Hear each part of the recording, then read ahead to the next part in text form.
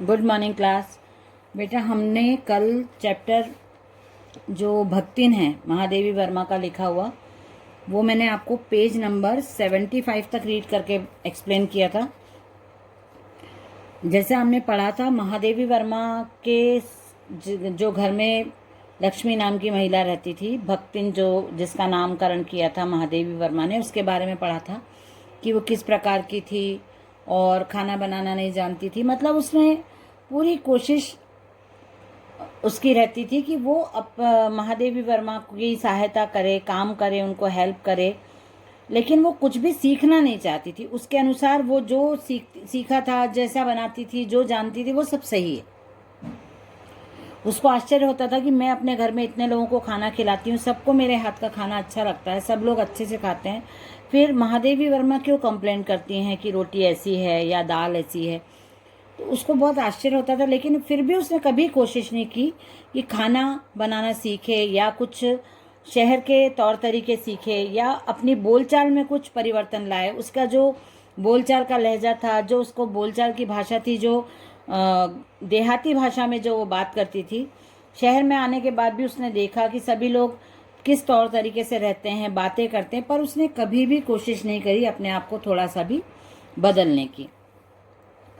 और बस उसका जो काम रहता था वो काम करती थी और उसके अनुसार वो सही थी। उसके जो सब काम थे वो सही थे। यहाँ पे हम लोग अभी पेज नंबर 75 तक कंप्लीट किया था। पेज नंबर 76 मैं आज आपको बताती हूँ ना। उसको जैसे कपड़े भी वो बहुत साफ पहनना, ये सब कोशिश भी नहीं करती थी कि मैं देख के, मतलब उसको ऐसा नहीं लगता था कि मैं कुछ देख के सीखूं या कुछ नया काम सीखूं। जो उसका रूटीन था, बस वो वैसे ही रहती थी, वैसा ही काम करती थी, चाहे उसको कितना भी समझाया जाए। लेकिन हर बात के पीछे उसके पास कोई ना कोई तर्क होता था अपनी बात समझाने का या अपनी बात को सामने रखने का, लोगों के सामने रखने का। वो कोई ना कोई उदाहरण देकर, दृष्टांत देकर अपनी बात क्लियर कर ही देती थी और अपनी बात मनवा के ही रहती थी।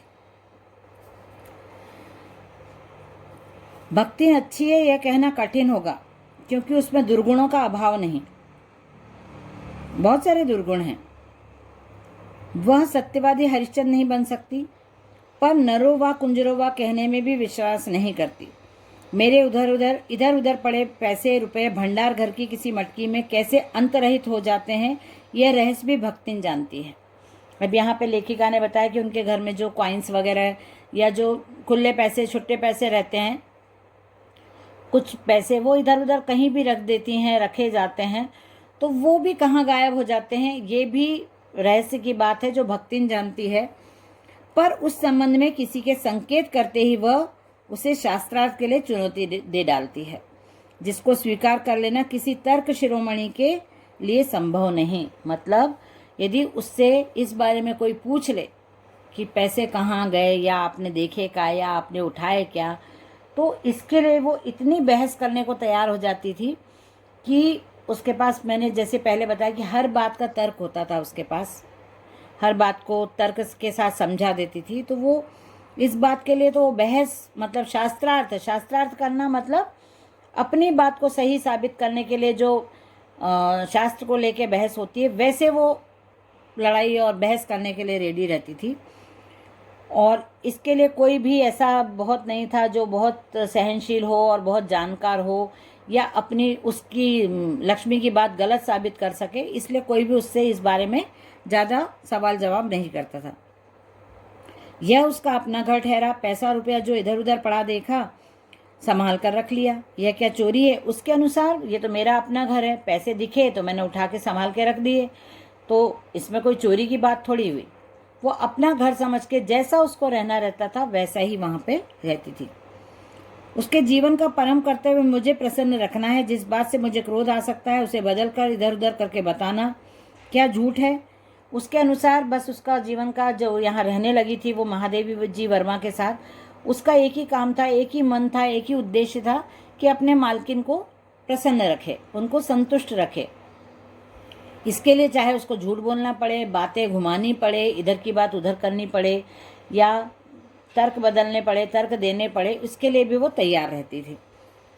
इतनी चोरी और इतना झूठ तो धर्मराज महाराज में भी होगा, नहीं तो वे भगवान जी को कैसे प्रसन्न रख सकते और संसार को कैसे चला सकते। उसका ये मानना था कि थोड़ा बहुत झूठ तो धर्मराज को भी बोलना पड़ता होगा, नहीं तो वो भगवान को कैसे प्रसन्न कर सकते थे। जिन्होंने सृष्टि की रचना की उन्होंने भी थोड़ा बहुत गड़बड़ झाला तो किया होगा, इधर उधर तो किया होगा, तभी इस संसार को वो चला सकते हैं। शास्त्र का प्रश्न भी भक्तिन अपनी सुविधा के अनुसार सुलझा लेती। मुझे स्त्रियों का सिर घुटाना अच्छा नहीं लगता, तब मैंने भक्तिन को रोका। उसने अकुंठित भाव से उत्तर दिया कि शास्त्र में लिखा है सिर घुटाना मतलब सिर के पूरे बाल साफ कर देना, गंजा कर देना। पहले के समय में ऐसा होता था कि जो विडो हो जाती थी लेडी, या फिर जिनके पति की मृत्यु हो जाती थी, उस स्त्री को अपने पूरे बाल साफ करके रहना होता था, गंजा बन के रहना होता था। तो ये भक्तिन भी ऐसे ही रहती थी। तो लेखिका ने उसको मना किया कि आप मत करो ये।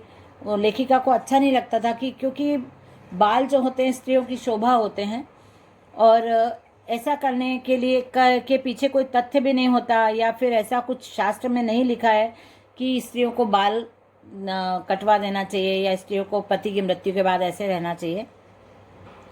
तो लेखिका ने उसको मना किया कि आप बाल मत कटवाओ। तो उसने बोला नहीं, शास्त्र में ऐसा लिखा है। तो लेखिका ने उससे पूछा कि क्या लिखा है शास्त्र में। तो उसने तुरंत उत्तर दिया, तीरथ गए मुंडाए सिद्ध। ये कौन से शास्त्र का यह रहस्यमय सूत्र है, जान लेना मेरे लिए संभव ही नहीं था। अतः मैं हार मानकर मौन हो रही। भक्तिन ने बोला कि जो व्यक्ति तीरथ जाना चाहता है, सिद्ध होना चाहता है, उसका सिर मुड़ा के जाना, सिर गंजा करके जाना, बाल पूरे साफ करके जाना ही जरूरी होता है। वही सिद्ध कहलाता है जो अपने पूरे बाल साफ करके तीर्थ में प्रवेश करे। तीर्थ क्षेत्र में जाने के लिए उसके बाल साफ होना बहुत जरूरी है, तभी उसको सिद्धि प्राप्त होती है। ऐसा उसने बता दिया, क्या नाम है इसने, लक्ष्मी ने, कि ये ऐसा शास्त्र में लिखा है। अब ये शास्त्र ऐसे तो बहुत सारे महादेवी वर्मा जी बहुत बड़ी साहित्यकार है, लेखिका हैं, उनको सब शास्त्र के बारे में ज्ञान है, लेकिन कहाँ ये सब लिखा है वो उनको नहीं समझ में आया। तो उन्होंने फिर चुपचाप हो गई, मौन ही धारण कर लिया, और भक्तिन का जो बाल कटवाने का, गंजा होने का जो प्रोग्राम था, हर गुरुवार को बिना रोक टोक के चलता रहा। पर वह मूर्ख है या विद्या बुद्धि का महत्व नहीं जानती, यह कहना असत्य कहना है। अपने विद्या के अभाव को मेरी पढ़ाई लिखाई पर अभिमान करके भर लेती। एक बार जब मैंने सब काम करने वालों से अंगूठे के निशान के स्थान पर हस्ताक्षर लेने का नियम बनाया, तब भक्तिन बड़े कष्ट में पड़ गई, क्योंकि एक तो उससे पढ़ने की मुसीबत नहीं उठाई जा सकती थी, दूसरे वह गाड़ीवान दाइयों के साथ बैठकर पढ़ना उसकी वयोवृद्धता का अपमान था।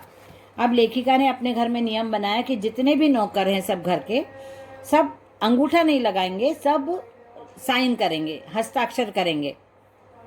भी सीखो, उन्होंने बोला आप सीखो, कोशिश करो सबको। तो अब भक्तिन को ये सब अच्छा नहीं लगा, क्योंकि एक तो उन लोगों के साथ बैठ के पढ़ना पड़ेगा ज़बरदस्ती, जो उसका बिल्कुल मन नहीं था, और किस लोगों के बीच में बैठना है, वो अपने आप को थोड़ा अलग समझती थी, सबसे अलग मानती थी।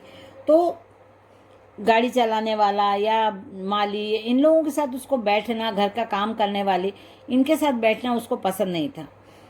और मतलब उसने दिन रात उसको, फिर ये उसने बोला कि देखो भैया, अब हमें पढ़ने वढ़ने लगेंगे तो फिर घर गृहस्थी कौन संभालेगा। उसने ये तर्क दिया नहीं पढ़ने का, उसको नहीं पढ़ना था, नहीं सीखना था, तो उसने यही तर्क दिया कि भाई अब कौन, मैं पढ़ने बैठ गई और इतना काम पड़ा है, टाइम चला गया, तो ये सब काम कौन संभालेगा। पढ़ाने वाले और पढ़ने वाले दोनों पर इस तर्क का ऐसा प्रभाव पड़ा कि भक्ति इंस्पेक्टर के समान क्लास में घूम घूम कर किसी की आई की बनावट, किसी के हाथ की मंथरता, किसी की बुद्धि की मंदता पर टीका टिप्पणी करने का अधिकार पा गए। अब उसको तो नहीं पढ़ने बिठाया, वो अपना काम काज संभालती थी, लेकिन वो एज ए टीचर और एज ए इंस्पेक्टर ट्रीट करने लगी थी सबको। वहाँ घूमती रहती थी जब सब लोग सीखते थे अपनी हैंड राइटिंग और अपना हस्ताक्षर करना।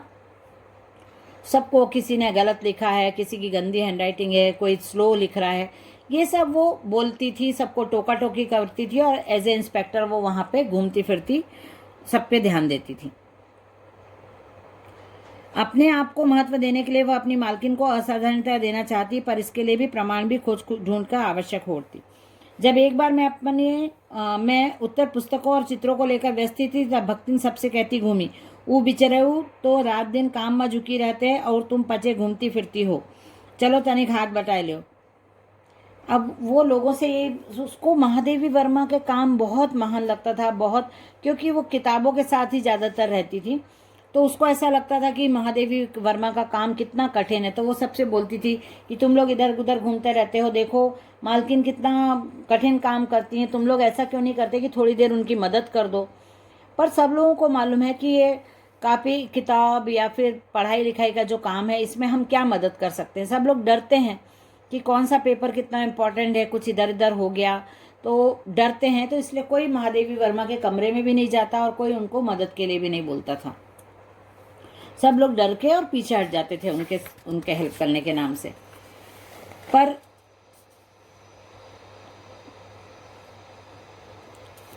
वो उसको, लक्ष्मी को पूरी कोशिश करती थी कि मालकिन की मदद करे, तो वो कमरे में से ही, दरवाजे से ही पूछ लेती थी कि मेरे लायक कोई काम हो तो आप बता दो।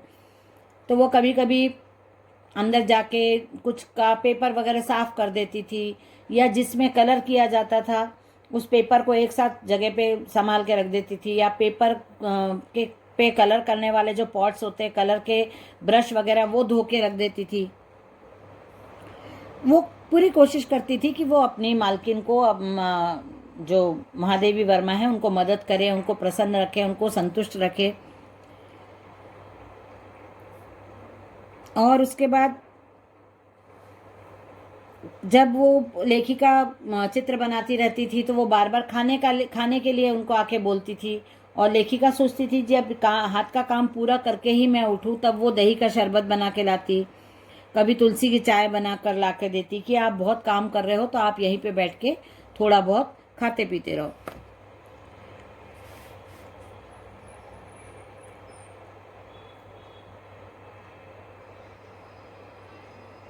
महादेवी वर्मा के पास एक सोना नाम की हिरणी थी, हिरण मतलब, और एक उनका कुत्ता था जिसका नाम बसंत था, और बिल्ली का नाम गोधूली था। ये सब उनके आसपास ही उनके कमरे में रहते थे। और जब रात में उनको अकेली ना सोना पड़े, ऐसा सोच के भक्तिन उनके कमरे में नीचे ही एक चटाई वगैरह बिछा के और सो जाती थी। सुबह जल्दी उठती थी, क्योंकि महादेवी वर्मा हिरण को, कुत्ते को, बिल्ली को लेके थोड़ा बाहर टहलाने जाती थी, खुद भी टहलती थी, तो उनको कष्ट नहीं हो इसलिए भक्तिन भी उनके साथ साथ जाती थी।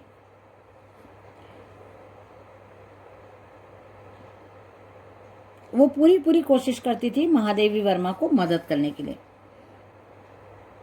मेरे भ्रमण की भी एकांत साथिन भक्तिन ही रही। बद्री, केदार आदि ऊंचे और तंग पहाड़ी रास्ते में जैसे वह हट करके मेरे आगे चलती रही, वैसे ही गांव की धूल भरी पगडंडी पर मेरे पीछे रहना नहीं भूलती।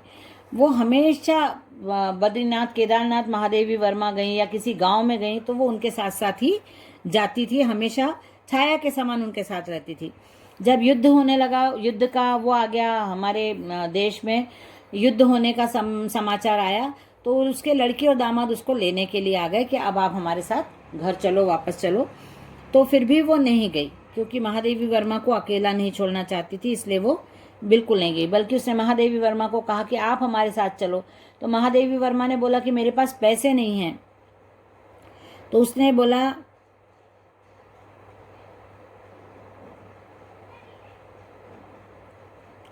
कि नहीं नहीं, मैंने अपने घर में पैसे गड़ा के रखे हैं ज़मीन में, और वो मैं आपको दे दूंगी। और उसने बोला कि लकड़ी रखने के मचान पर अपनी नई धोती बिछाकर मेरे कपड़े रख देगी, दीवार में कीले गाड़कर उन पर तख्ते रखकर मेरी किताबें सजा देगी, धान के पुआल का गोंदरा बनवाकर उस पर अपना कंबल बिछाकर मेरे सोने का प्रबंध करेगी, मेरे रंग, स्याही आदि को नई हंडियों में सजोकर रख देगी, और कागज पत्रों को छीके में यथाविध एकत्र कर देगी। सब उसने बोला चलने के लिए साथ में, लेकिन महादेवी वर्मा ने बोला कि मेरे पास पैसे नहीं हैं। तो उसने धीरे से बताया कि उसके 5 बीसी और 5 रुपया गड़ा रखा है, उसी से वह सब प्रबंध कर लेगी, मेरे पास पैसा है। फिर लड़ाई तो बहुत साल नहीं चलने वाली, बहुत समय तक नहीं रहेगी। जैसे ही लड़ाई युद्ध खत्म हो जाएगा तो हम वापस आ जाएंगे। उसने बहुत से कोशिश की कि भक्तिन को, महादेवी वर्मा को भक्तिन ने कोशिश की कि अपने साथ ले जाने के लिए तैयार कर पाए। मतलब इतना ज़्यादा उनका संबंध हो गया था कि वो एक दूसरे के बिना रहने के लिए भी सोच नहीं सकती थी। वो मालिक और सेवक की बजाय संगी साथी के रूप में वो लोग रहते थे। तो ये सब यहाँ पे कहानी मतलब उनकी ऐसी है कि उनका स्वभाव अलग था दोनों का, फिर भी उन्होंने भक्तिन को जैसी थी वैसा स्वीकार कर लिया। कुछ भक्तिन ने भी अपने आप को परिवर्तित नहीं किया, और बस भक्तिन की पूरी कोशिश रहती थी कि वो अपनी मालकिन को, मतलब महादेवी वर्मा को प्रसन्न रख पाए। और धीरे धीरे जैसे भक्तिन के महादेवी वर्मा से मिलने भी कोई लोग आते थे तो वो नाम नहीं जानती थी किसी का, पर कैसे कपड़े पहने हैं और वो व्यक्ति, जो पर्टिकुलर व्यक्ति की पहचान वो पहनने, बोलने और किस समय कौन आता है, ऐसे करके वो पहचान रखती थी लोगों की, कि ये नाम उसको याद नहीं रहते थे तो कैसे कपड़े पहनने वाला व्यक्ति, कैसे बाल बनाने वाला व्यक्ति, बोलचाल का तरीका क्या है, इन सब से वो लोगों को पहचानती थी। ऐसे सब बहुत सारी बातें इसमें मैंने आपको शॉर्ट में समझाई है स्टोरी। मतलब इसकी जो वो है पूरी डिटेल्स नहीं दी हैं, हर छोटी छोटी बात यहाँ पे लेखिका ने लिखी है उनके बारे में। और वो जेल में जाने के लिए भी वो तैयार थी कि यदि मालकिन जेल जाएंगी, छोटे छोटे बच्चों को जब जेल होने लगी तो उसको खराब लगा। उसने बोला कि इतने छोटे बच्चों को, जब युद्ध के समय आंदोलन वगैरह चल रहे थे तो विद्यार्थियों को भी जेल भेज दिया जाता था आंदोलन करने के अपराध में। तो वो बोलती थी कि इतने छोटे बच्चों को यदि जेल हो रही है तो ये तो कलयुग का समय है। और महादेवी वर्मा के जेल जाने की बात सुनती थी किसी से तो वो बोलती थी कि मैं भी उनके साथ जाऊंगी। महादेवी वर्मा मना करती थी कि नहीं, मैं आपको जेल नहीं ले जाऊंगी। तो उसको बहुत बुरा लगता था, अपमान लगता था कि ये मुझे अपने साथ नहीं ले जाना चाहती हैं, ऐसा सब बहुत। लेकिन महादेवी वर्मा को एक बात बहुत बुरी भी लगती थी और मन में हमेशा चुपती रहती थी कि यदि भगवान का बुलावा आ गया मुझे, या फिर लक्ष्मी को, भक्तिन को, किसी को भी आ सकता है, तब ना भक्तिन कुछ बिगाड़ पाएगी, ना भक्तिन मुझे रोक पाएगी, ना मैं भक्तिन को रोक पाऊंगी, ना हम एक दूसरे को साथ ले जा सकते हैं अपने। क्योंकि ये तो संसार का कटु सत्य है कि जीवन है तो मृत्यु भी है। तो यदि दोनों में से किसी एक की भी मृत्यु आ जाती है तो हम फिर उस समय हमको अपना अपना सफ़र अकेले ही करना पड़ेगा। अभी तो हम एक दूसरे के साथ में हमेशा हैं, पर ये क्या करेगी, मतलब यदि मेरा बुलावा आ गया या इसका आ गया तो मैं इसके बिना कैसे रहूँगी। ये सब सोच के बहुत दुखी होती महादेवी वर्मा। और उन्होंने लिखा है कि अधूरी है भक्तिन की कहानी, क्योंकि यदि मैं जिस दिन इस कहानी को पूरा कर दूंगी, पूरा बता दूंगी, तो वो उस दिन आखिरी दिन होगा। क्योंकि भक्तिन जब तक मेरे साथ है तब तक ये कहानी अधूरी है।